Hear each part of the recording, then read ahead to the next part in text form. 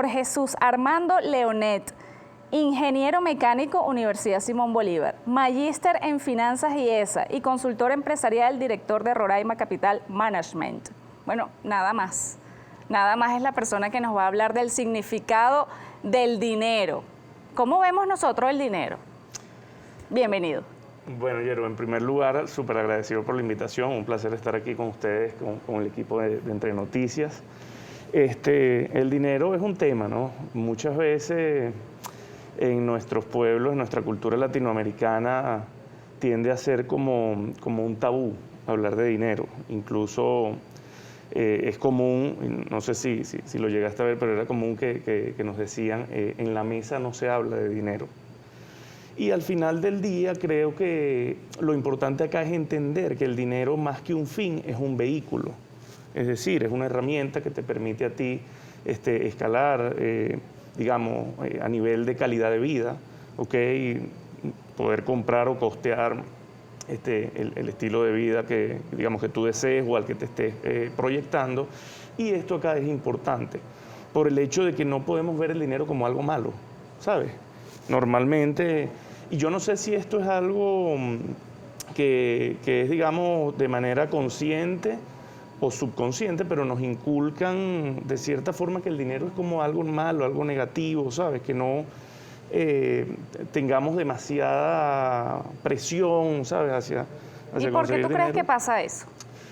Mira, sinceramente creo que tiene mucho que ver con que históricamente y en el siglo XX se asoció mucho a que las personas que tenían mucho dinero eran personas malas, o que las personas que tenían dinero necesitaban quitarle a otros para ellos poder tener y acumular más, y la verdad es que no es así. Se ha demostrado que la generación de valor y la generación de riqueza parte del trabajo y de la efectividad y de la productividad de la gente, ¿ok?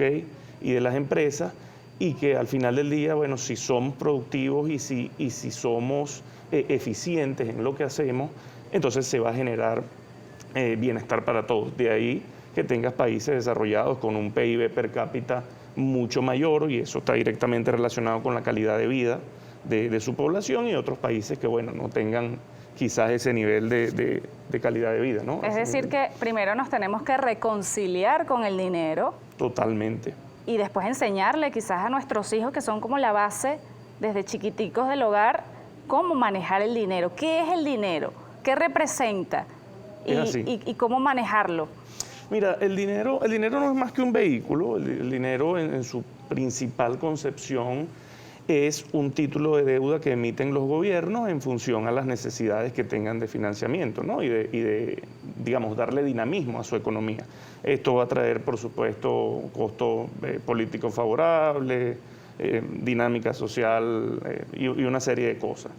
Pero, digamos, en su concepción, digamos, más simple, el dinero no es más que un vehículo para tú poder acceder a bienes y servicios en función, digamos, a tu estándar, ¿no? A tu estrato social. Bueno, ahora vamos a hablar cómo cuidarlo, cómo ahorrarlo, cómo hacer que nos rinda. Bueno, para digamos, completar lo que iba a decir, es importante que entendamos que al ser un vehículo no existe un tope o no existe, digamos, como un punto en el cual tú dices, bueno, ya llegué hasta acá. En la medida que seamos productivos y en la medida que tú puedas eficientemente planificar a largo plazo, vamos a tener mejores resultados. Me decías cómo guardarlo, cómo cuidarlo. Hay una regla básica, nosotros la conversamos en el podcast también, tenemos un podcast sobre finanzas e inversión, está José Miguel Farías, Asdrúbal Olivero y mi persona, se llama @tertuliadinero. Una de las reglas básicas es pagarte a ti primero. Es decir, en el momento que tú recibes tu cheque, o si eres freelance, digamos, y trabajas a destajo, en el momento que tú recibas ese pago, apartar un porcentaje de ese dinero que no se toca. En función a eso se va, digamos, discretizando la importancia de lo que son tus gastos y lo que son tus necesidades. Pero, de nuevo, es importantísimo pagarse a uno mismo primero. Eso tú lo dices también más dirigido a los emprendedores, que ellos a veces cuando están empezando venden y entonces se agarran la ganancia y con la ganancia compran cosas personales. ¿Qué herramientas tú le puedes dar ahorita mismo a un emprendedor que está empezando y no sabe cómo manejar el dinero? Mira, en principio, o sea, lo más básico que debemos de tener es papel y lápiz. Es decir, todo debe ir, no se necesita una metodología compleja, no debemos, o sea, esto no es ciencia de cohete, esto no es rocket science.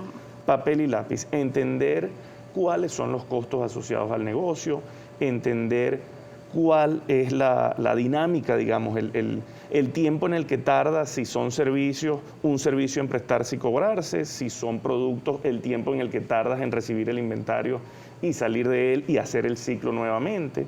En la medida que se entiendan esas cosas y se puedan tener números concretos acerca de retornos, ¿okay? Es un poco más fácil definir estrategias, pero en principio creo que papel y lápiz y todo como claro, plasmado, que uno lo pueda ver de forma trivial, yo diría que es lo más importante. Bueno, nos adelantamos a los emprendedores, pero vámonos a la casa.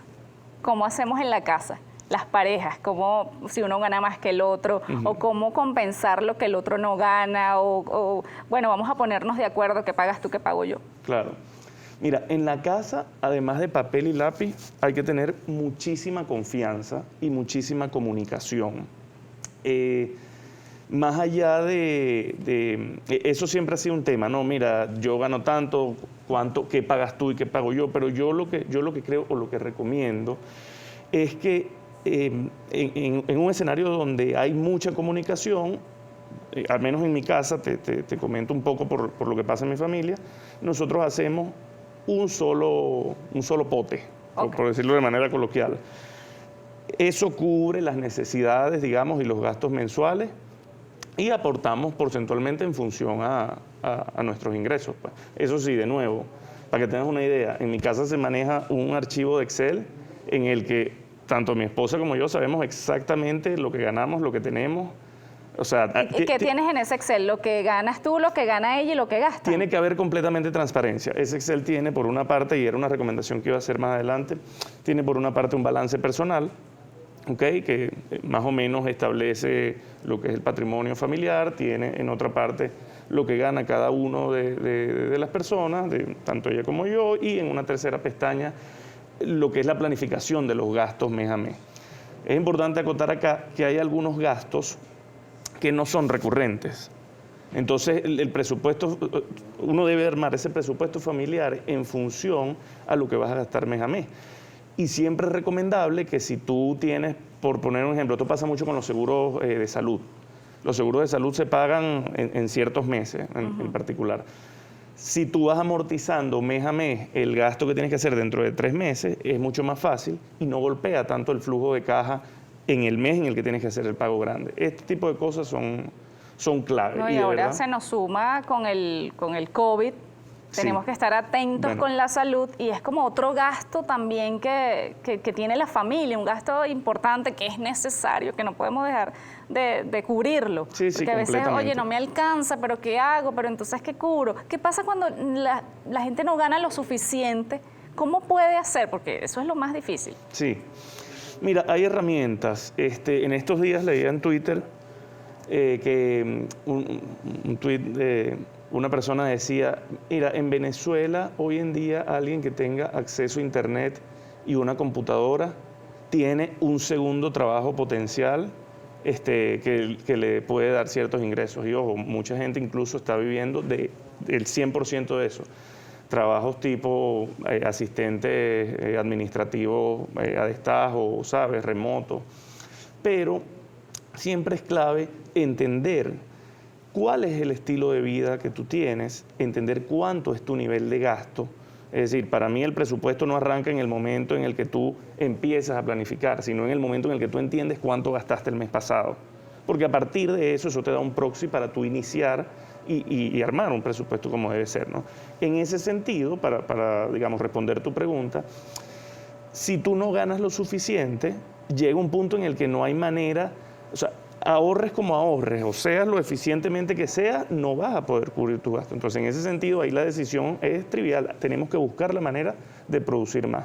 Y existen herramientas. Mira, puede ser a través de un trabajo freelance como asistente administrativo, puede ser, hay personas que se dedican a comprar cosas en China y venden por Mercado Libre, por nombrar ejemplos, digamos, comunes. Pues. O sea, hay que buscar la manera. Si usted no tiene dinero, oye, no tengo dinero, bueno, pues anota 100 cosas que puedes hacer para ganar dinero. Porque hay que ganárselo, como sea, pero hay que ganárselo. Oye, no tengo, creo que me está faltando esto, quisiera pagar este servicio, pero no puedo. Bueno, se puede hacer algo extra para que usted genere ese dinero, lo que quiere decir. Completamente. Incluso hay cuentas en redes sociales que te dan ideas, que se dedican a finanzas personales y te dan ideas de, mira, 15 ideas distintas de un ingreso extra que puedes hacer desde casa, sin que cambies tu estilo de vida. Y este tipo de cosas, yo soy muy fan de este tipo de cuentas porque al final ayudan y muestran de manera ilustrativa, de manera sencilla, las cosas y las herramientas que uno tiene. Ahora nos vamos al otro extremo. Hay gente, por lo menos en la pareja, en la casa, uno gasta más que el otro. ¿Cómo se habla con esa persona para que, oye, si una persona cuida y el otro lo gasta? Mira, aquí voy a repetir el tema de la confianza. Porque esto es una estrategia, esto es un equipo, tú puedes tener el mejor jugador de fútbol en un equipo y si ese equipo no juega de manera sincronizada, el equipo no va a ganar. Entonces pasa lo mismo con las parejas y con las finanzas en pareja.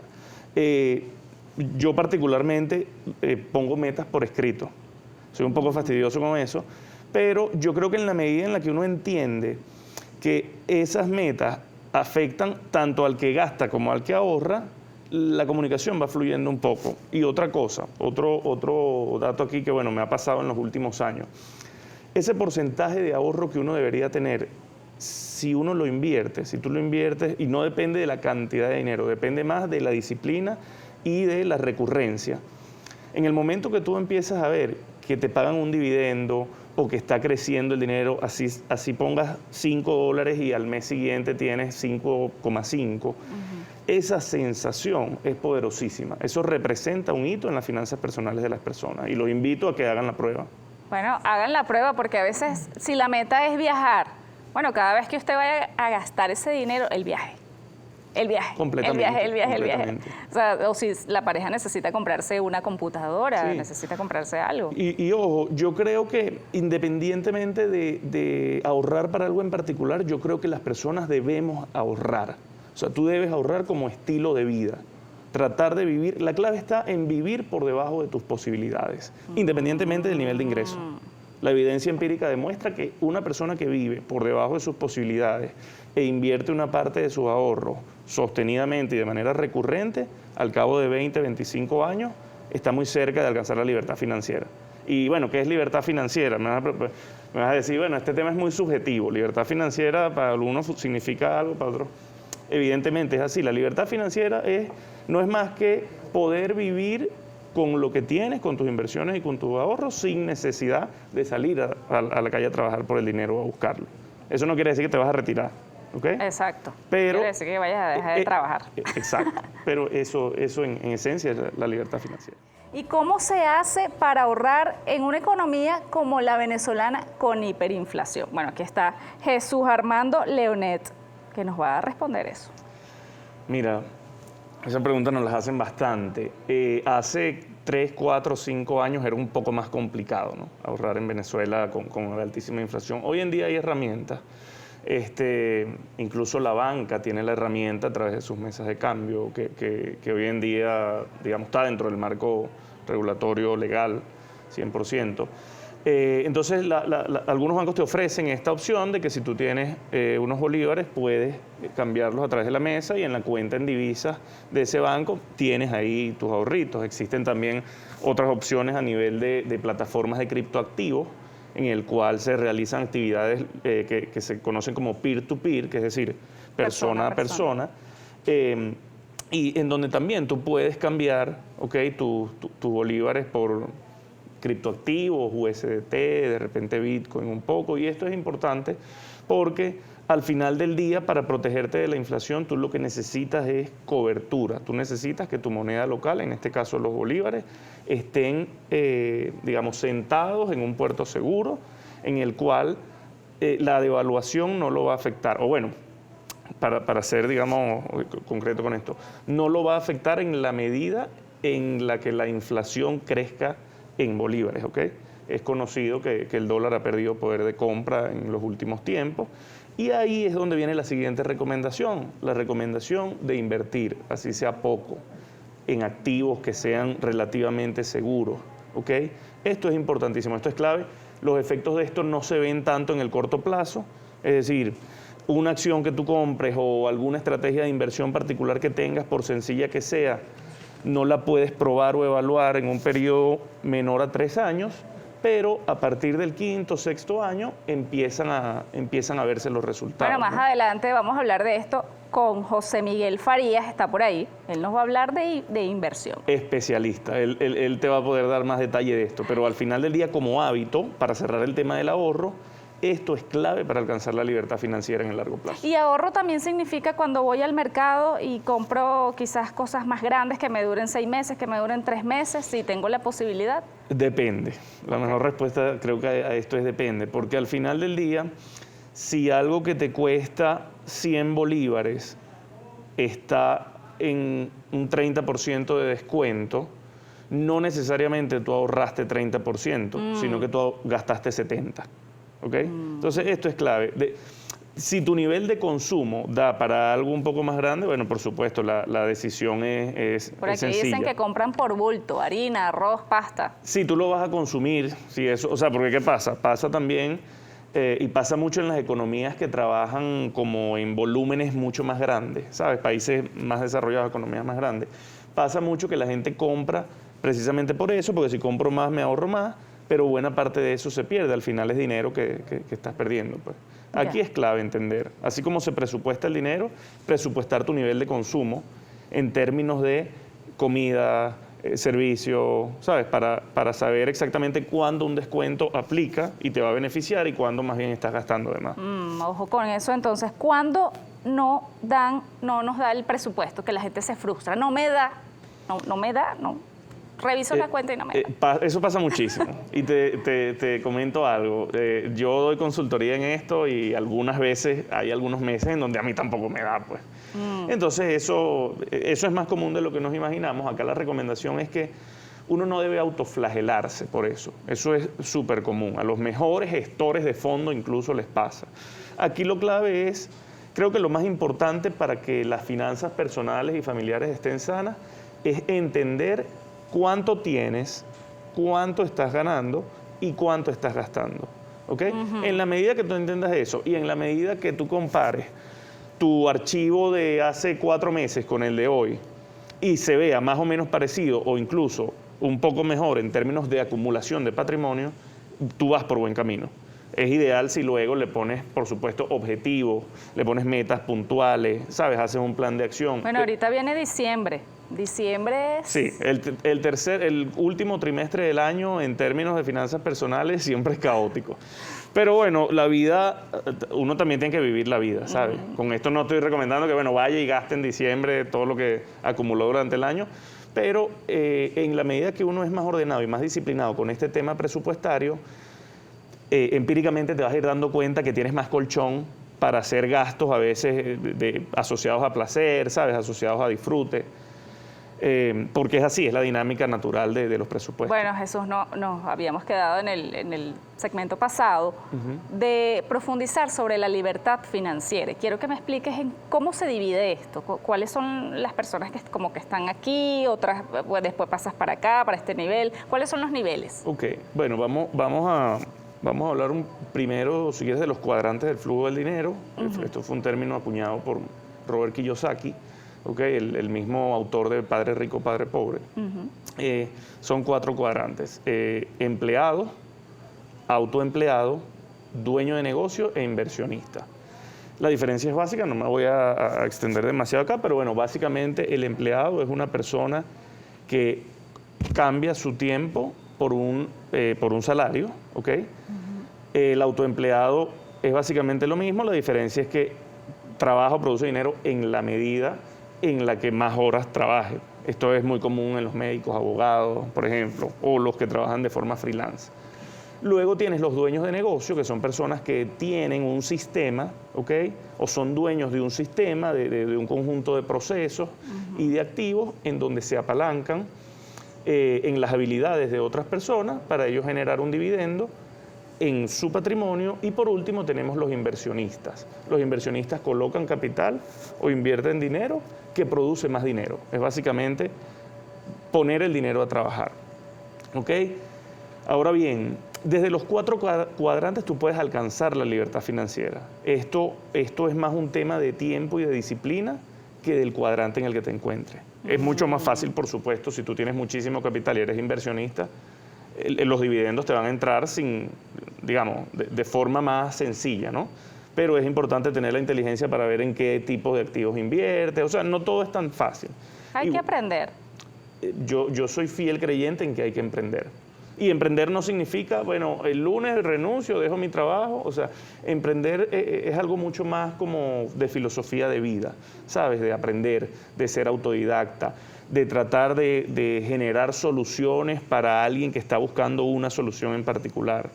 Ese tipo de cosas generan valor en el largo plazo. Y tú puedes ayudar a las personas desde su casa, las personas que nos están viendo, tú las puedes ayudar, tú las puedes asesorar. Sí, completamente. Y ojo, te cuento una cosa, yo me hice consultor en principio a partir de ayudar a amigos y personas cercanas.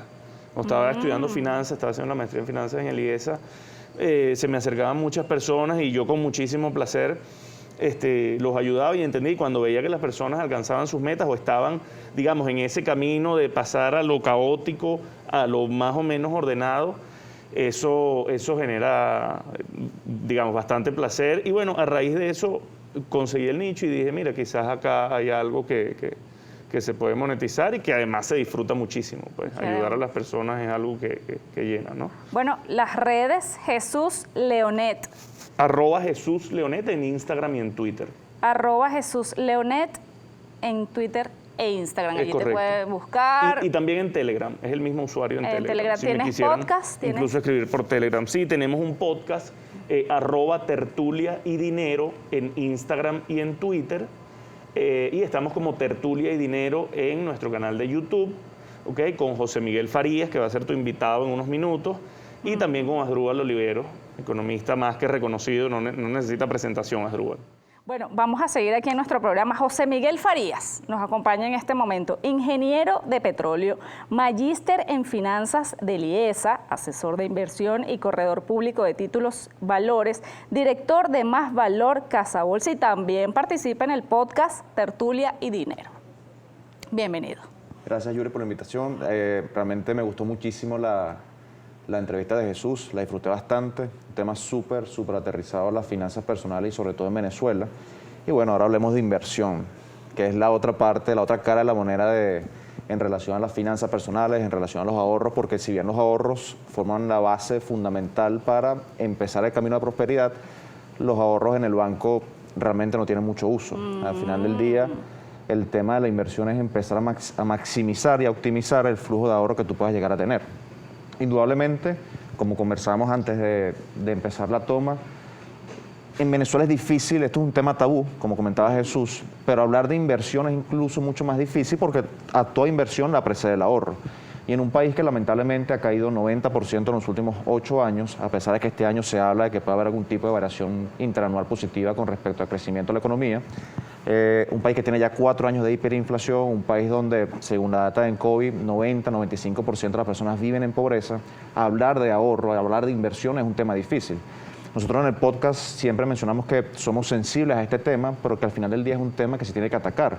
Porque si bien la situación puede ser difícil hoy, la situación no tiene por qué extrapolarse en lo difícil permanentemente en el tiempo. Al final lo más importante es entender que esto es una cuestión de hábitos. Ahorrar es una cuestión de hábitos y, como decía Jesús, invertir es una cuestión que premia más la disciplina y la recurrencia por sobre todas las cosas. Bueno, vamos a irnos a lo más importante. ¿Puede un venezolano invertir? Sí se puede. De nuevo, entendiendo el contexto difícil, creo que al final del día hay que entender que no hay nada más personal que el manejo de nuestras propias finanzas. Una vez, tomando en consideración todas las recomendaciones que pudo haber dado Jesús en relación al ahorro, al presupuesto, que es vital para saber cuánto vas a destinar a la inversión, el pagarte a ti mismo primero, creo que el tema de la inversión en Venezuela tiene que empezar a atacarse entendiendo la premisa de que ciertamente los ahorros en Venezuela son escasos y que incluso ocurre un fenómeno que es la sobrevaluación de la moneda, que hace que aquellas personas que ganen en dólares incluso pierdan poder adquisitivo de estos dólares, que es lo que mal se conoce como inflación en dólares. Muchas personas nos dicen, bueno, yo puedo invertir en Estados Unidos y el mercado me está rentando este año indexado al Standard & Poor's 500 con un instrumento que lo replique 20%. Pero en Venezuela, por la sobrevaluación de la moneda, la mal llamada inflación en dólares, los dólares no me rinden. ¿Qué puedo hacer? Por lo menos ahí puedes intentar mantener el poder adquisitivo de tus ahorros en dólares y saber entender de que esta situación no va a ser permanente. Un venezolano realmente tiene algunas opciones hoy si lo vemos, si lo tienes en la mesa, lo tienes a las manos. Un vehículo puede ser la misma Bolsa de Valores de Caracas. El problema que yo veo, ciertamente, es un tema de desconocimiento, y no es un tema venezolano, creo que es un tema más del cono sur latinoamericano, que hay una gran falencia en relación al conocimiento y a la cultura financiera bursátil, sobre todo bursátil, porque muchas personas pueden llegar a conocer que Apple, que Tesla tienen sus acciones cotizando en la bolsa, que Amazon, pero muy pocas personas saben que Banco Mercantil, que Ron Santa Teresa, que Banco Nacional de Crédito, que Banco Provincial tienen sus acciones listadas en el mercado de valores venezolano. Entonces, empezar a conocer antes de invertir puede ser un gran paso. Educarse, entender, hay un mercado de valores, la Bolsa de Valores de Caracas es una institución que tiene 74 años de operaciones ininterrumpidas en Venezuela. O sea, no es que tiene 2 meses, que tiene 10 años, que tiene 20 años, tiene casi 75 años, cumple ahora en 2022. Y ha estado permanentemente, no ha parado sus operaciones, realmente es una institución muy bien llevada actualmente por el presidente Gustavo Pulido y creo que vale la pena echarle un ojo. Ciertamente, el otro lado de la moneda es que la gente puede pensar en un entorno como el que estamos viviendo orgánicamente, cómo pueden tanto la economía como las empresas que hacen vida en la bolsa crecer orgánicamente. Es difícil, es una apuesta, es complicado, hay sistemas logísticos que son difíciles de manejar, la gente no quiere tener bolívares y en la bolsa se invierte en bolívares, pero puede ser una buena vía de inversión pensando en un posible cambio económico en el futuro. Es un buen primer paso. Sí, yo creo que antes de intentar conocer, porque realmente yo me especializo mucho más en temas de estructuración de portafolios en Estados Unidos. El tema de Venezuela es un tema tabú, es un tema que las personas piensan y sienten que no tiene sentido invertir acá.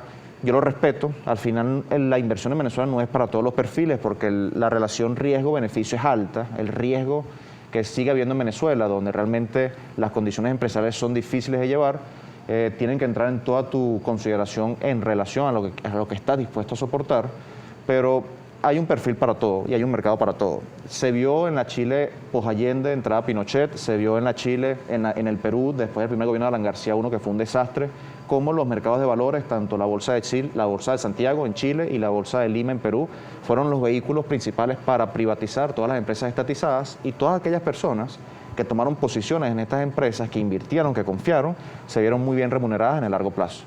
Y eso en la parte positiva. ¿Y si yo hago una mala inversión?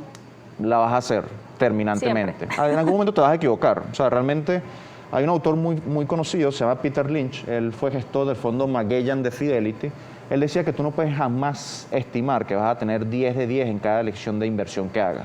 Pero al final del día, estadísticamente hablando, si tienes 6 de 10 buenas, si te equivocas y pasas de 1 a 0, es verdad, perdiste todo, perdiste el 100%. Pero si tomas una buena decisión y pasas de 1 a 2, 100%, si pasas de 1 a 5, si pasas de 1 a 10, el techo o el cielo en ese caso es el límite. Entonces al final es una cuestión de saber que te vas a equivocar, nadie es un gurú y el que se venda como tal te está mintiendo, pero entender que también de los errores se aprende bastante. Hasta el más experto se equivoca. Y se equivocan y lo admiten públicamente y por eso son tan conocidos, porque al final los mercados se encargan de eliminar todo este tipo de dudas y acertar que al final los mercados son para equivocarse, pero también para aprender de los errores. Ahora, ¿cuáles son los tipos de inversión que puede hacer un venezolano? Si partimos de la misma base de los instrumentos que existen actualmente, está muy en boga el tema de los criptoactivos, ciertamente. En Venezuela el tema de los criptoactivos es que también ha servido como una pasarela de pago, entendiendo que el bolívar, en un proceso de hiperinflación, usualmente los países y los ciudadanos de esos países pierden total confianza y total usabilidad en relación a la moneda que está perdiendo valor constantemente.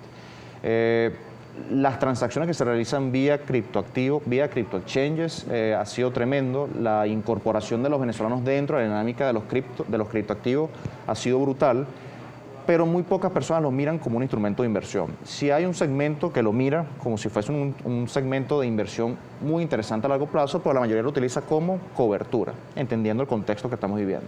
Desde el punto de vista más básico o con mucha más data demostrada, al final los instrumentos que más han existido, y se puede ver, hay un libro súper famoso de Jeremy Siegel que se llama Stocks for the Long Run, que es el estudio estadístico más importante que ha existido, un profesor de la Universidad de Wharton en Pensilvania, de la Escuela de Wharton, la Universidad de Pensilvania, que recoge el comportamiento estadístico de los últimos 200 años de los instrumentos financieros más comprobados en el tiempo, que han sido el dinero como tal, fiat, que ha perdido casi que el 99% de su valor, obviamente por causa de la inflación, las letras del tesoro, que se considera como el instrumento más seguro desde el punto de vista de mercado, porque al final el gobierno estadounidense muy difícilmente caiga en default y suele cumplir su deuda, los bonos corporativos y las acciones. En estos 212 años de data que se tiene, las acciones han sido el instrumento que más ha rendido. Si un venezolano quisiera invertir en acciones en el mercado local, tranquilamente tiene que ir a una casa de bolsa que esté registrada, realizar la apertura de su cuenta de corretaje y comprar títulos. La casa de bolsa te va a ayudar en la intermediación. Si quisiera realizar la compra de instrumentos financieros, por ejemplo, en Estados Unidos, porque sientes mucha mayor facilidad hacia el entendimiento de los mercados norteamericanos, porque realmente hay mucha mayor información, tienes que realizar la apertura en cuenta de corretaje en un broker norteamericano que esté registrado en FINRA y en SIPC, que te dé protección. ¿Lo puede hacer desde aquí? Sí. Realmente para hacerlo, estando en Venezuela, tienes que tener una cuenta dentro de la jurisdicción norteamericana. Para los venezolanos últimamente ha sido una solución abrirse cuentas en Puerto Rico, porque es mucho más fácil desde el punto de vista de los venezolanos accesar a este servicio y luego realizar la apertura de su cuenta de corretaje en Estados Unidos para comprar títulos afuera. La ventaja que existe ahorita en los mercados es que realmente en las últimas décadas, todo promovido también por el gran broker Charles Schwab, las comisiones han venido bajando. De hecho, ahorita vimos un entorno de comisiones prácticamente cero y de acciones fraccionadas. Es decir, no tienes que tener, si la acción de Amazon cuesta $3.500, no tienes que tener $3.500 para comprar una acción. O sea, puedes comprar el 0,1% de la acción, el 10%, el 20%, lo que sea. Una fracción. Una fracción de la acción. Y sin pagar comisiones, que también en la década de los 70 y 80 era un costo bastante elevado. Al final, mucho más allá de querer entender cómo funcionan los instrumentos, cuál es la ventaja que tienen las acciones en relación con los bonos, cuando tienes un tema de tasas bajas y una proyección de que las tasas pueden incrementarse o una prospección también de que pueda ocurrir inflación, como está ahorita en los Estados Unidos, creo que hay que saber entender el juego que estamos jugando. Este libro de Jeremy Siegel demuestra que en periodos de más de 20, 25 años, como decía Jesús, es prácticamente imposible que las personas pierdan dinero en un instrumento indexado en los mercados norteamericanos. Y si te mantienes con hábito, te mantienes constante, te mantienes disciplinado y entiendes que esto es una cuestión más de recurrencia que de inteligencia por encima de la media, es muy posible que te vaya muy bien a largo plazo. Seguimos hablando de inversión y de mercados y de bolsa y de acciones, de esas cosas que no sabemos, pero bueno, aquí está el experto que nos puede profundizar y nos puede aterrizar ese tema. Especialista, yo la palabra experto nunca comulgo con esa palabra. Especialista. No, mentira. Mira, el tema de los mercados ahorita realmente, vamos a partir de la base nacional y luego vamos a los mercados internacionales. En la base nacional tenemos un mercado un poquito vilipendiado por el tema de reconversión. Lamentablemente los precios relacionados a los títulos que cotizan en la Bolsa de Valores de Caracas, una treintena de títulos, actualmente los precios que tenía previo a la reconversión tenían relativamente sentido con los ceros. Quitando los 6 ceros a la moneda, lamentablemente hubo títulos que quedaron valiendo ni siquiera centavos de bolívar y se ha empezado a vender por lotes.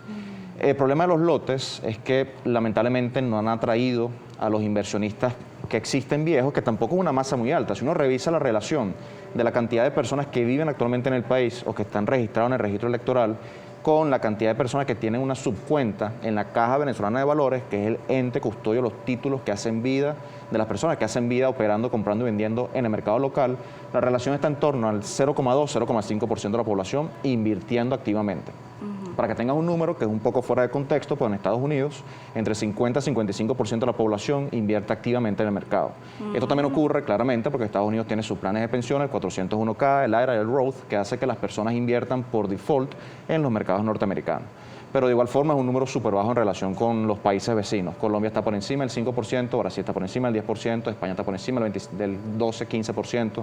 Entonces nosotros tenemos una tasa muy baja de penetración en lo que es la relación entre el mercado bursátil y los ciudadanos que invierten en él. Ahora, Este año, hasta el corte de ayer, la bolsa ha tenido un rendimiento positivo medido en términos de dólares. Esa brecha se ha venido cerrando en las últimas semanas, casi está en el mismo rango. La bolsa puede estar actualmente entre el 12 o el 20% por encima de lo que ha sido el crecimiento del tipo de cambio a mercado paralelo, lo que significaría que un dólar invertido en el mercado, indexado al dólar, de una cierta forma, hubiese rendido 20% a corte de hoy. Lo que hablamos en el corte anterior es interesante porque muchas personas nos dicen, bueno, pero si el poder adquisitivo del dólar por la sobrevaluación de la moneda hace que el dólar pierda poder de compra, necesito mayor rendimiento. Ciertamente el comerciante venezolano, yo lo vivo día a día, cuando uno le habla de rendimiento en el mercado norteamericano promedio de 6,7%, descontando 3% de inflación en los últimos 200 años, te dice, pana, yo 7% lo consigo en cualquier lado, aquí en Venezuela. O sea, compro algo, lo vendo frente a mi casa y el 7% lo tengo en una semana.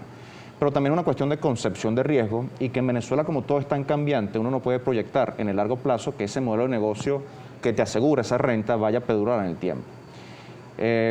Si yo quisiera hoy, ya diciendo de manera concreta, porque sé que también es un tema recurrente que las personas pueden estar preguntándose, bueno, quiero destinar el 10% de mis ahorros en bolívares al mercado local. La respuesta sería, intenten ver o meterse en la página de la Bolsa de Valores de Caracas. Hay una treintena de casas de bolsa actualmente autorizadas para operar en el mercado local por la Superintendencia Nacional de Valores, la SUNAVAL, y de su preferencia es el mismo proceso, capaz un poco más arduo, lo cual también hace difícil el tema, de realizar la apertura de una cuenta bancaria en cualquier banco, pero es una cuenta de corretaje que le va a permitir comprar títulos valores. Las casas de bolsa no están autorizadas para asesorarlas, sino para facilitar el proceso de intermediación para los títulos que la persona quiera comprar.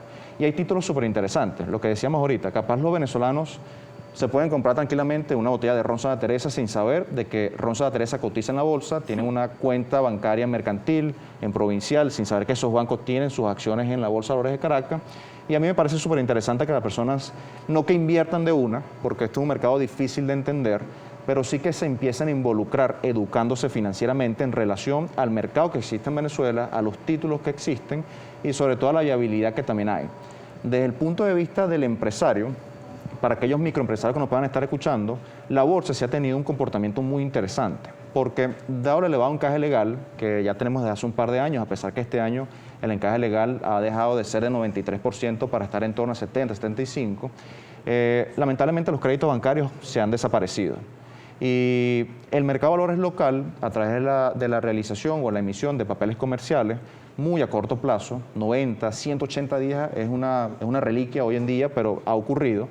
Los empresarios han logrado obtener vías de financiamiento y la superintendencia se ha enfocado para que las pequeñas y medianas empresas también puedan llegar al mercado en búsqueda de financiamiento. Entonces, si tienen una pequeña empresa y no han logrado acceder a crédito bancario en estos días, porque está muy caro, posiblemente, una opción puede ser acercarse al mercado de valores, a una casa de bolsa, de nuevo, de su preferencia, y posiblemente ver cuáles son las condiciones para obtener un préstamo que le permita trabajar su pequeño negocio y capaz de expandirlo. Y vale la pena porque, bueno, estamos precisamente en lo de inflación. Háblanos del corto, mediano y largo plazo. ¿Cómo tú recomiendas invertir a largo plazo, a corto? Porque ahorita con la pandemia este país es muy dinámico, cambiante. Entonces, no solamente nuestro país ha sido cambiante por la pandemia, realmente se ha visto que en Estados Unidos las condiciones macroeconómicas están bastante exacerbadas por el accionar del Banco Central, la Fed, en relación a la pandemia. Lamentablemente el incremento del balance de la Fed ha sido de tal magnitud que pareciera que la inflación, que para nosotros es un chiste, que sea de 5% interanual en Estados Unidos, para ellos realmente es bastante alta, de hecho los números más altos en los últimos 30, 40 años. Recordemos que para Estados Unidos el periodo de inflación más alto fue en la década de los 70, de 70 hasta el corte inicial de los 80, cuando entra Paul Volcker como presidente de la Fed y empieza a atacar a la inflación metiendo una tasa de interés de casi 20%. Esto fue un golpe durísimo para los mercados, pero recordando el comportamiento de los mercados del 66 al 81, el Dow Jones, que era el índice de referencia, estaba completamente flat. Del 81, con el accionar de la Reserva Federal, incrementando las tasas de interés, bajando la inflación, vimos el mercado alcista más importante del siglo pasado, que fue el 81 al 99, que terminó con la burbuja.com. Lo interesante de esta visión es que yo, si bien no creería que vamos a vivir un periodo de inflación tan alto y tan persistente como en la década de los 70 en Estados Unidos, sí me parece que ahorita el shock puede ser muy interesante, negativo desde el punto de vista de quien no sepa manejarlo, porque yo creo que a la Fed se le va a terminar saliendo de las manos la situación un poco. De hecho, ayer escuchaba al presidente de la Reserva Federal diciendo de que pareciera que la inflación no va a ser transitoria, sino relativamente alta y sostenida, que va a empezar el tapering. Para quien no escucha, el tapering es sencillamente la reducción del incremento que hace la Fed de 120 miles de millones todos los meses en compra de activos de su balance para empezar a sacar liquidez del sistema.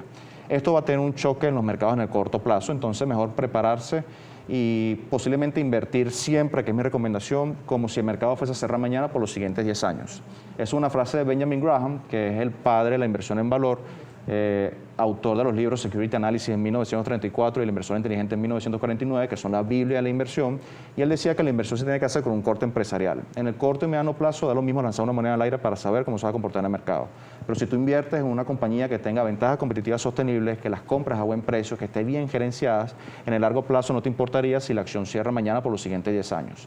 Entonces mi mejor recomendación es que intente buscar compañías en las que se sientan cómodos, compañías que tengan una gran ventaja competitiva, que no esté muy cara o que no esté muy priceada por los precios que hemos visto dado la liquidez en el mercado y que sobre todo nos permita dormir tranquilos. Aquí estoy con Nacho, bueno, él se llama Ignacio. Él se llama Ignacio, pero yo le voy a decir Nacho. Ignacio Sánchez, pero todo el mundo lo conoce como Nacho. Y usted lo puede buscar ya, @NachoTrader. @NachoTrader. Bueno, Nacho es abogado, magíster en finanzas por la UNIMED, especialista en finanzas internacionales, especialista en negocios internacionales, corredor público de inversión y founder de Investment Academy. Anote. Bienvenido, Nacho. Gracias, Yero. Encantadísimo de estar aquí en este programa que es como una casa para mí. Muy encantado de estar en esta mañana del día de hoy. Bueno, gracias por acompañarnos y yo sé, bueno, contigo estoy súper más tranquila todavía porque él ha estado aquí, también nos ha acompañado en Brújula Internacional.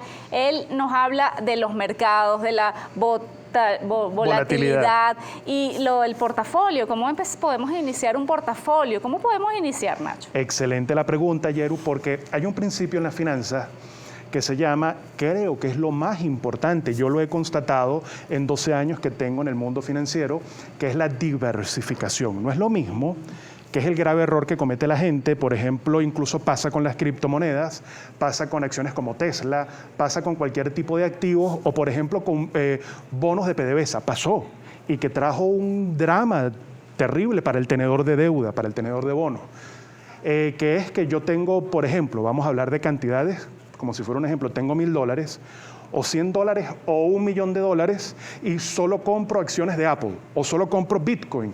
Entonces, tu exposición al riesgo es mayor. Va a depender exclusivamente de lo que le pase a ese activo. En las finanzas hubo un acontecimiento que para mí, el padre de las finanzas, Harry Markowitz, por allá en los años 60, él vio que el inversionista norteamericano y generalmente el inversionista a nivel mundial no tenía muy buena diversificación porque no conocía una palabra que era el riesgo y la incertidumbre. Entonces él crea un modelo que para mí es lo más importante, que lo enseñamos en NT, Investment Academy, que es que en el mercado en donde estés, siempre recomendamos que el inversionista trate de ampliarse. Hay muchísimos mercados financieros, el mercado de las criptomonedas, Forex, el mercado de acciones, de ETF. En todo eso tienes que buscar la diversificación. No tengas todos los huevos en una cesta, sino que trata de tener ponderadamente, invierte un tanto en Bitcoin, ten el par euro-dólar, ten acciones de Apple y de Walmart, es decir, y ten un portafolio diversificado. ¿Por qué? Porque no todas ellas se van a comportar igual. En el momento en que alguna se caiga, vas a tener 4 o 5 activos, o 5 acciones, o 5 criptomonedas que van a subir, en tanto que van a compensar un poco el riesgo de la caída de esa acción que, como lo acabas de decir tú hace unos minutos, en el mundo financiero puede pasar cualquier cosa en cualquier momento. Entonces, Harry Markowitz, él plantea la teoría moderna del portafolio en donde hay una frontera eficiente. En esa frontera eficiente es cómo vamos a conjugar esos 5 o 6 activos, a cuál le vamos a dar mayor peso, y tiene que ver mucho con el perfil de riesgo del inversionista. No es lo mismo un chamo que tenga 25 años que una persona que ya tiene 50 años, que tiene menos tiempo de vida, que tiene que cuidar mucho más su capital, entonces esa persona quizás no debería invertir mucho en criptomonedas, sino más bien invertir en otro tipo de activos en donde el riesgo esté más minimizado, como instrumentos de renta fija, bonos o instrumentos de renta variable. Es decir, que Yeru, como tú lo acabas de decir, en este mundo hay que estudiar y hay que saber muy bien lo que se hace, porque el dinero cuesta mucho sacarle provecho. Hay que tener disciplina a largo plazo, paciencia, diversificación, estar estudiando sobre los mercados y los activos. Cuesta sacarle rendimiento al dinero, básicamente por temas psicológicos y emocionales, porque la gente quiere dinero rápido y el dinero rápido no existe en la vida. Lo que se propone como dinero rápido o ganancias rápidas también viene asociado de un riesgo rápido. Bueno, Harry Markowitz trae este precepto, yo lo aplico, para mí es como un ABC de mi vida como inversionista, de que bueno, vamos a ver cómo diversificamos ahora todos estos activos tratando de buscar el mayor rendimiento en contra del menor riesgo. Eso se puede hacer. Es decir, tenemos que diversificarnos para evitar riesgos y mayor rendimiento. Ese es el primer paso. Ese es el primer paso. Ahora, ¿cómo empiezo? En el mundo, esa es la gran pregunta, ojalá todo el mundo se hiciera esta pregunta, ¿por qué? En el mundo de las inversiones y de las finanzas hay como dos grandes vertientes. Uno es el análisis fundamental, que implica el estudio de los activos para determinar precisamente cuál es el valor de los mismos. El valor, por ejemplo, de una acción como Apple, yo me meto en una página como Yahoo Finance o una empresa como Ron Santa Teresa en el mercado local, en donde esas empresas cuando salen públicas ya cotizan y sus instrumentos pueden ser comprados por cualquier persona. Esas empresas están obligadas a consignar o a revelar sus estados financieros.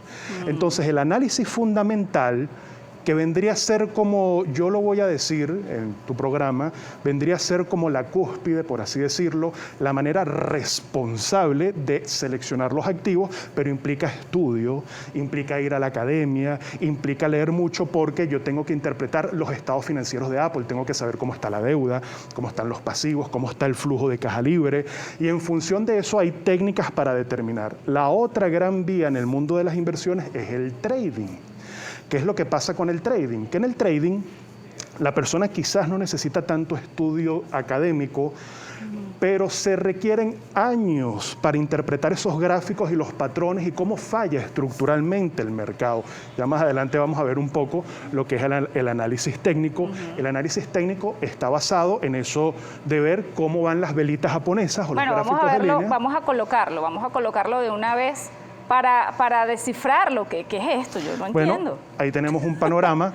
Ese es el ETF. El ETF es un fondo, un instrumento de renta variable, un fondo que replica el índice del S&P 500. Yo un índice, el índice del Dow Jones, del Nasdaq, de las empresas tecnológicas o las empresas del sector industrial, yo no lo puedo comprar, yo no puedo comprar un índice, tengo que comprar un instrumento que replique, que imite ese índice. Esos instrumentos pueden ser opciones financieras, que son instrumentos derivativos, contratos de futuros, que son muy extendidos en el mundo del trading, y estos ETF, que es como si yo comprara una acción de Apple, pero en realidad estoy comprando un instrumento que va a replicar al índice. Ahora fíjate, yo veo este escenario. Okay. Eso es análisis técnico, es la variación del precio. Ya aquí mi interés no es ir al valor, porque incluso cómo determinamos el valor de un índice que replica 500 empresas es un poquito complicado.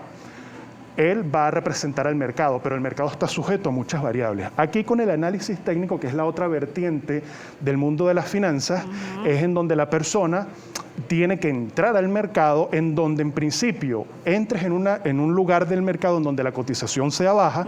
Por ejemplo, yo compro el índice en $240 y cuando ya yo determino que la tendencia de compra va a decrecer, porque los mercados son como los ciclos económicos, suben y bajan, no suben perennemente. De hecho, fíjate esta caída que tenemos aquí en B, esa fue la ruptura que trajo el COVID-19, que allí perdió dinero muchísima gente y quebraron muchísimos fondos de inversión. Pero siempre los mercados financieros se recuperan en el largo plazo.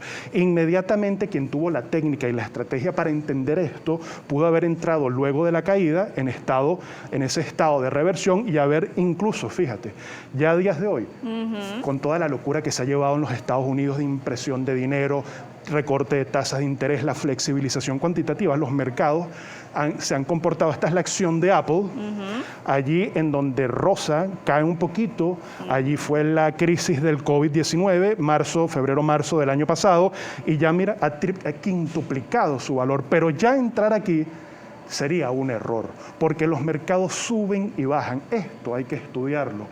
Y lo delicado del análisis técnico y del trading, que se ha marketizado mucho, se ha popularizado mucho, y todo el mundo va como loco a abrir una cuenta en Binance, abrir una cuenta en NinjaTrader, abrir en MetaTrader 5, en un broker, creyendo que eso es sencillo, y no. Eso requiere estudio. La rentabilidad y la consistencia de sacar ganancias en el mercado se alcanza después del tercer, y cuarto también una año. inteligencia financiera, porque la gente se vuelve loca, la gente compra, tú dices, en bajo y después, mira, subió, mira, bajó, me voy de aquí. O sea, Bueno, ¿cómo no caer en eso? En el análisis fundamental, que es un poco más académico, yo tengo tiempo para estudiar los estados financieros y tengo múltiples técnicas de valoración de empresa, por descuento de flujo de caja, valoración intrínseca, valoración de activos intangibles, y yo después tomo una decisión. Pero en el análisis técnico yo tengo los gráficos, tengo mi dinero puesto allí, no tengo jefe, no tengo, bueno, hablamos de los traders de retail, nosotros. Hay fondos de inversión, los trading rooms, y los trading floor en Wall Street son 50, algo así muy parecido a esto. Ok. Muy parecido, imagínate que son miles Muy de traders. parecido a una sala de prensa. Una sala de prensa, en cada pantalla hay un trader, y entonces cada trader tiene en Wall Street asignado de 5 a 15 millones de dólares, y hay un gerente que tiene que gobernar la sala, y esa sala implica a lo mejor 500 millones de dólares. Eso es gente que está especializada, que tiene años de estudio, tiene la certificación 57. Lo que te quiero decir que en el análisis técnico hay que estudiar mucho, y esas gráficas lo que representa es el comportamiento del mercado.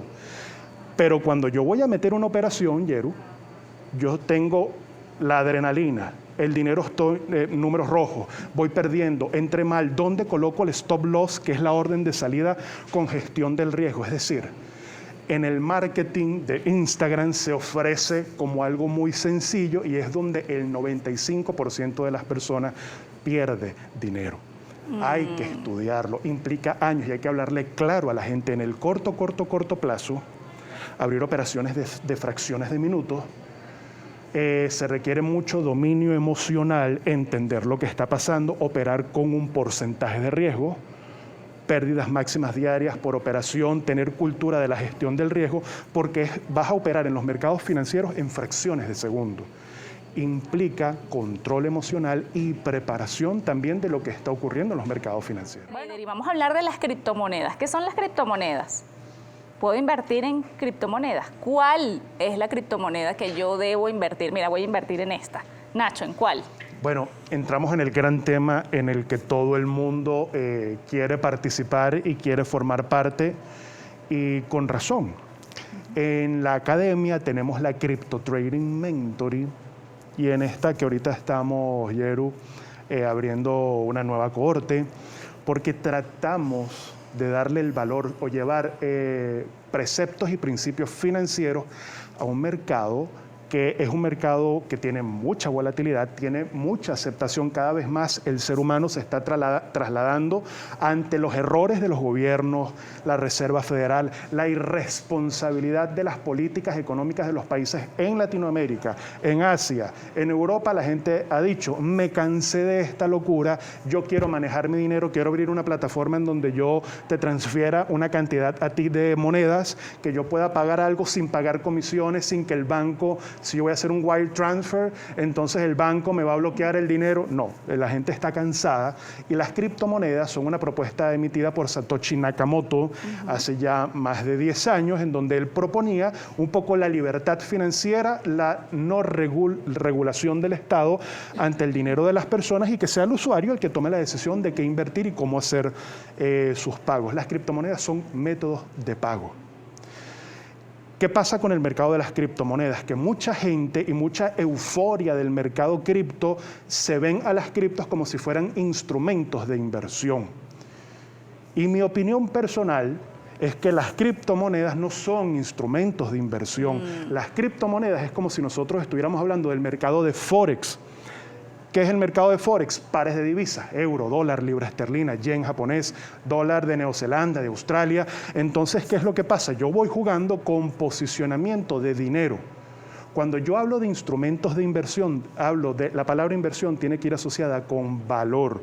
Yo invierto en Apple, yo invierto en Microsoft, tienen ventajas competitivas, tienen activos, tienen planta, edificio, tienen propuestas de valor, entonces yo voy a meter mi dinero allí porque sé que la empresa tiene un valor intrínseco en donde yo voy a colocar mi dinero. Las criptomonedas son métodos de pago. ¿Qué es lo que pasa? Por la revolución que ha traído su concepto, mucha gente está cada vez más sacando dinero, cambiando dólares y euros por Bitcoin, por Ethereum, por Ripple. Cada vez más personas están cerrando posiciones en inversiones de largo plazo como Microsoft, como Walmart, etcétera, y las convierten en un exchange, en un wallet de criptomonedas. Pero hay que tener claro una cosa: las criptomonedas son instrumentos de pago. O sea, ¿tú no las recomiendas como inversión ni siquiera a largo plazo? Yo recomiendo que la persona la tenga, pero que esté claro en lo que esté haciendo. Yo puedo, sí, cómo no, yo puedo tener Bitcoin y Ethereum a largo plazo porque el posicionamiento económico de la humanidad o de los métodos de pagos de la humanidad hacia el futuro están migrando hacia las criptomonedas o hacia los entornos digitales. Entonces la persona sí tiene que considerarlo, sí tiene que tener un dinero posicionado en mercado de criptomonedas, pero entender que determinar el valor que está detrás del Bitcoin, por ejemplo, es algo complejo. Si hablamos en términos de inversión, yo tengo los estados financieros de Apple en Bitcoin, yo lo que tengo es una promesa y una confianza de que ese va a ser el futuro. Yeru, ese va a ser el futuro. Yo no tengo mucha exposición en Bitcoin, yo tengo mucha exposición en Ethereum y te voy a explicar por qué. Porque cuando yo compro Bitcoin, Bitcoin es una cripto, es el patriarca, es la grande, ya está consolidada, es la que ha afrontado el cambio de la humanidad. Yo aplaudo a los que invierten fuertemente o que se posicionen. Fíjate que yo no hablo de inversión, sino de posicionamiento patrimonial. En vez de tener a lo mejor $5,000, ten $2,000 y ten $3,000 posicionado en satoshis o en ethers. ¿No? Es decir, es diferente, es método de pago, es el patrimonio, es como la caja, el cash de la persona. Preguntan por aquí qué es un satoshi. Un satoshi es una fracción de Bitcoin. Un Bitcoin está ahorita en $61, llegó a 65, pero fíjate. Estaba abajo y subió un poquito. Bajó un poquito por esto mismo que vimos en el rango. Ahorita ahí tenemos un gráfico de Bitcoin. Lo que tiene que tener claro el inversionista o la persona que hace un portafolio de inversión, que una cosa es tener euros, dólares, Bitcoin, otra cosa es tener bonos, otra cosa es tener contratos de futuro. Los instrumentos financieros son muy variados y no todos son lo mismo. Bueno, este es el caso de Bitcoin. Él retrocedió un poco, logró un máximo de 64. Y lo que no puede hacer nunca una persona es entrar en 64. Tenemos que entrar allá abajo donde está en 61. O sea, no compre nunca cuando subió, voy a comprar porque subió. No. Bueno, ahí hablamos ahorita del FOMO, Fear of Missing Out. Bueno, a todos, a mí a veces me pasa, wow, las redes sociales ¿será que entramos ahorita? No, tenías que haber entrado hace 1 o 2 meses, esperar a que cayera, que se estacionara, que viniera por acá abajo y que subiera. Y cuando esté allá arriba, cerrar la posición. ¿Qué es lo que pasa con los holders? Los holders son personas que compran y yo me quedo de por vida con las criptomonedas. Está bien. No considero que sea el activo correcto para inversión de muy largo plazo. Yo soy trader de cripto porque yo le doy el tratamiento a este mercado como si fuera el de Forex. Compro aquí abajo y cuando llega allá arriba, fíjate que ya tengo una señal aquí de una reversión fuerte del mercado, cierro allá arriba. No, o sea, por fanatismo no podemos perder dinero, hay que ser inteligente. Eso lo decía Benjamin Graham y lo dicen Mark Douglas en sus obras, El inversor inteligente y Trading en la zona. Tienes que ser efectivo con tu dinero y comportarte como un profesional. ¿Tú crees que un trader profesional institucional va a perder dinero? Bueno, yo voy a comprar en 64 y llegó a $1, pero yo soy un holder de criptomonedas. Bueno, eso es una actitud irresponsable. Financieramente, eso es una actitud. Si usted está en un fondo de inversión, su jefe le va a decir, señor, agarre sus maletas que usted está botado. Y nosotros tenemos que aprender a manejar nuestro dinero como si fuéramos una firma comercial. Bueno, fórmese para que no pierda su dinero. La formación es clave en esto. Ahora, yo tengo bolívares, ¿puedo invertir en criptomoneda? ¿Puedo comprar criptomonedas con bolívares? Sí. ¿Dónde? Se pueden cambiar. La plataforma más conocida, la que yo uso en gran medida, es Binance. Hago trading y hago posiciones de mediano y largo plazo, como les expliqué. Bueno, ahí las tenemos en pantalla. Binance es una de las exchanges. Es el exchange más grande, el que tiene la mayor capitalización de mercado. Para algunos venezolanos, dado tema de restricciones y etcétera, se le ha sido difícil verificar las cuentas y abrirlas. Recomendamos otros exchanges, como por ejemplo Kraken, de Jesse Powell, con el que yo tengo una fluida comunicación. Tenemos también Uphold, Binbong. Con todas esas plataformas yo puedo ir a un sistema de subasta, porque los mercados extrabursátiles, Forex y criptomonedas funcionan, no hay un intermediario que es la casa de bolsa, ni siquiera una cámara de compensación como lo son los instrumentos derivativos. Entonces yo con bolívares, ahora mismo, si yo tuviera el equivalente a 5 o 10 dólares, yo ahorita en fracciones de segundo voy al sistema de subasta y fulanito me dice, yo te vendo tantos satoshis o tantos ethers por esos bolívares. Por cierto, Yeru, estábamos hablando del tema de la inversión y del valor. Sí hay una propuesta interesante en el mundo de las criptomonedas que tiene mucho más valor que el Bitcoin, que es Ethereum. Ethereum fue creada por el señor Vitalik Buterin, un genio, que él plantea que el blockchain de Ethereum regule todas las actividades de la vida gracias a los smart contracts. ¿Qué son smart contracts? Son algoritmos que regulan decisiones judiciales, contables, de administración pública. Lo que Vitalik Buterin está planteando es que todo esté regulado con la menor participación del ser humano posible, que es el que trae los vicios a los procedimientos de la vida. Entonces ya ahí hay una propuesta de valor. Pudiéramos adaptar todas las teorías financieras a las propuestas que pasan por insertar todos los espacios, todas las actividades de la vida en la blockchain. El blockchain es un registro contable que está en la nube, es un programa que es público, cualquier persona puede ver, y yo creo, por eso es que yo sí tengo posicionamiento a largo plazo en Ethereum, porque Ethereum propone algo más a la vida que Bitcoin. Bitcoin es número uno, si usted quiere hacer dinero y es un buen trader, métase en Bitcoin, pero no está invirtiendo, está posicionando su patrimonio en vez del dólar. El euro lo está posicionando en Bitcoin. Inversión es otra cosa. De hecho, los planteamientos de la inversión pasan por hacer algo como lo que hace Warren Buffett, lo que hacen señores como Peter Lynch, Ray Dalio, Oliver Vélez, también, que es un trader, position trader, que es comprar algo y no venderlo más nunca en la vida. Ahora, si el Bitcoin cae a $0, la gente no lo va a vender. Claro que lo va a vender. Es una moneda, son criptomonedas, y la guerra aquí no es si yo compro acciones o bonos o compro criptomonedas. No, la guerra aquí es compro dólares y euros o compro criptomonedas, cada cosa en su espacio, ¿no? Entonces hay que estudiarlo, y la propuesta de Ethereum con los smart contracts, con la tokenización, con las DeFi, todo eso nace a raíz del blockchain de Ethereum. Es la plata, y es un poquito más asequible económicamente. La fracción de Ethereum se llama Ethers, y el Ethereum, bueno, está sobre los $3.900, $4.000, en cambio ya Bitcoin se disparó. Sí, ya está en 61.000. Sí, era haber invertido en Bitcoin, se puede invertir. Pero todavía se puede, pero espere que también quizás baje un poquito el mercado tiene que entre regular bajando. el tema del FOMO. Ahorita mismo los traders profesionales no están invirtiendo. Era haber invertido hace 2 meses. Si no estuviste hace 2 meses y vino esa tendencia de poder que vimos ahorita, una tendencia que camina muy sólidamente sin ningún tipo de resistencia, quiere decir que los inversionistas están comprando.